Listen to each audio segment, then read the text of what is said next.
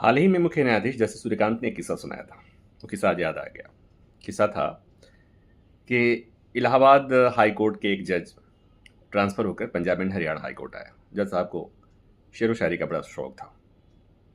तो एक बार एक जमानत के मामले की सुनवाई कर रहे थे। सामने था एक युवा वकील। वकील ने अपने स्तर पर बेंच को कन्विंस करने की कोशिश की, जज साहब को कन्विंस करने की कोशिश की, लेकिन जज साहब को उसमें कुछ मेरिट नहीं दिखा। तो जज साहब ने जमानत देने से मना कर दिया और याचिका खारिज कर दी। युवा वकील, उनको गुस्सा आया और वकील ने असंतोष में अपनी फाइल थोड़ा तेज ढंग से पटक दी और कोर्ट रूम के बाहर चले गए। इसी पर जज साहब ने कहा कि नहीं नहीं, आप वकील साहब को बुलवाओ। वकील साहब को कोई बुलाया। वकील साहब आए तो उन्हें लगा कि शायद उनके मामले की दोबारा सुनवाई होगी और शायद राहत भी मिल जाए। जब वकील साहब आए तो जज साहब ने उन्हें कहा कि सुनो,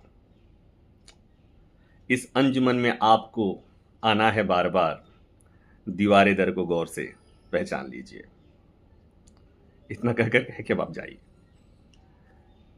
ये किस्सा मुझे आज ममता बनर्जी की इस तस्वीर को देखकर याद आया कि ममता बनर्जी पश्चिम बंगाल में चुनाव के दौरान हुई हिंसा को लेकर किसी मामले की सुनवाई के लिए गई थी कोर्ट में, और कोर्ट में गई थी तो वो वकील के लिबास में गई थी।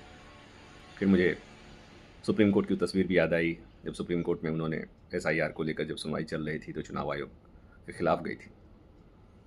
तो हमारे देश की व्यवस्था ऐसी ही है, अदालतों को मानो या ना मानो, अदालतों पे भरोसा हो या नहीं हो, आपको उसी अंजुमन में आपको जाना है। तो मुझे लगा कि ये किस्सा बहुत प्रासंगिक है, मैं आप लोगों को सुना दूँ। कैसा था? ठीक था ना?